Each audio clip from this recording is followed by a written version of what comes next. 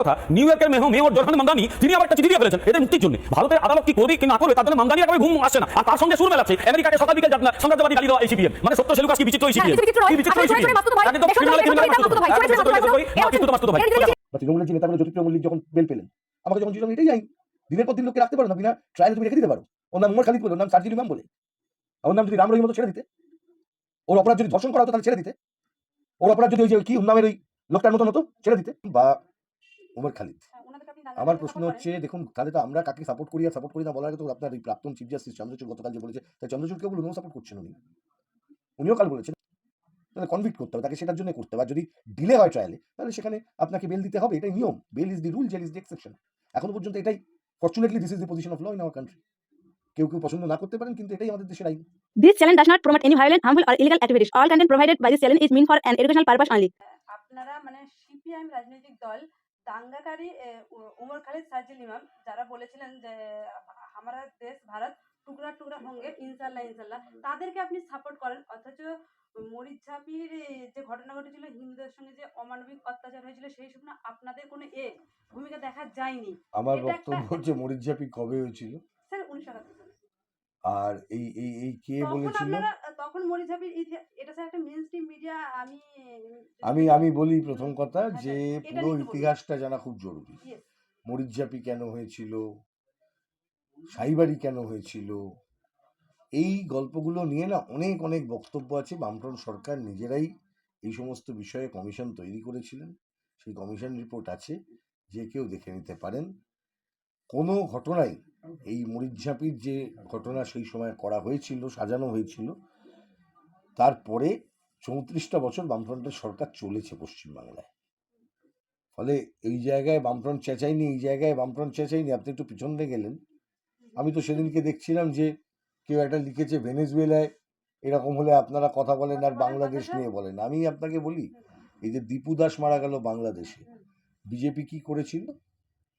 দীপু দাস মারা গেল বাংলাদেশে, ভারত সরকারের স্টেটমেন্ট ছিল, ভারত সরকার তো বিজেপি চালায়, বাংলাদেশে হিন্দু দীপু দাস মারা যেতে ভারতের প্রধানমন্ত্রীর কি স্টেটমেন্ট ছিল?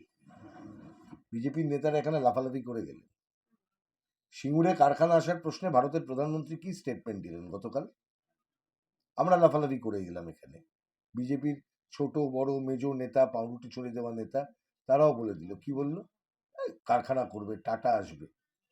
মোদি লবডঙ্কা বলে গেল, যে অনুপ্রবেশী আমাদের মূল বক্তব্য। মানুষকে এটা আমি বোঝাতে চাইছি, বিজেপিকে একটা ভোট দেওয়া মানে এই ভোটটা ওয়েস্টেজ হচ্ছে। যারা ভাবছেন বিজেপি দিয়ে তৃণমূল তাড়াবো, তৃণমূল দিয়ে বিজেপি তাড়াবো, এই খেলার মধ্যেই ফাঁদে পড়ে গেছেন। ফাঁদ কেটে বেরোতে হবে।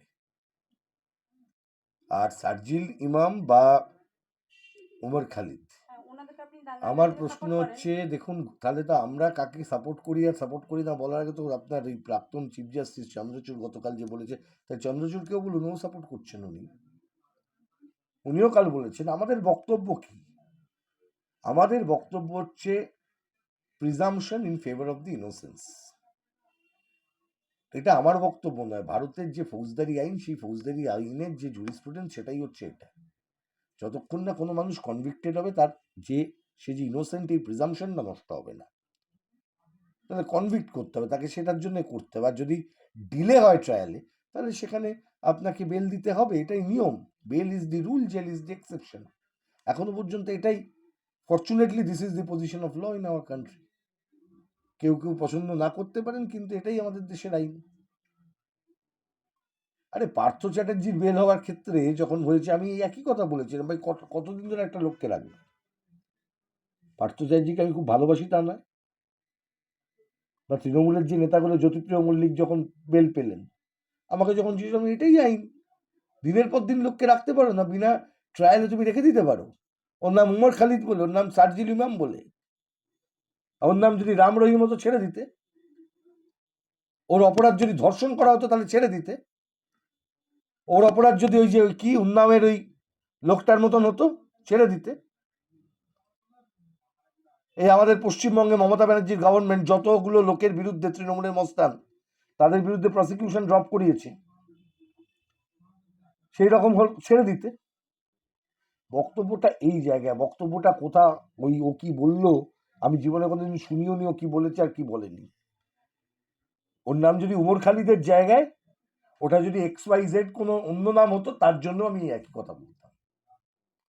উমর খালিদ, সার্জিল ইমাম, তাদের বিরুদ্ধে যে মামলা, আপনারা তো জানেন দিল্লি রাইট কেস জানেন, দিল্লি রাইট কেস নিয়ে এই মামলাটি নয়। কোন মামলায় সে আছে জানেন? শাহিনবাগ হয়েছিল, আপনি জানেন তো? শাহিনবাগকে কেন্দ্র করা মামলায়, যেখানে সিটিজেনশিপ অ্যামেন্ডমেন্ট অ্যাক্টকে চ্যালেঞ্জ করা হয়েছিল। জনগণ রাস্তায় বসে প্রোটেস্ট করেছিল, কারণ একটাই, কারণ তার আগে কৃষক সমাজ দেখিয়ে দিয়েছিল 600 দিন আটকে থেকে কিভাবে এদেরকে দিয়ে আইন বদলাতে হয়। মোদী অমিত শাহকে একবারই মাথা নত করতে হয়েছিল ভারতবর্ষে, সেটা হচ্ছে কৃষি বিল 3টে, সেটা উইথড্র করতে। আর একবারও ওরা মাথা নত করেনি। ওই মাথা নত করিয়েছিল রাস্তায়। পার্লামেন্ট যেটা ভুল করে সেটা একমাত্র রাস্তায় নেমে মানুষ ঠিক করে দেয়। এটা ওরা বুঝতে পেরেছিল যে এটা হতে পারে, তাই ইমিডিয়েটলি ওই জায়গাটায় এই ভয় দেখানোর জন্য করা হয়েছে নাগরিকত্ব সংশোধনী আইন।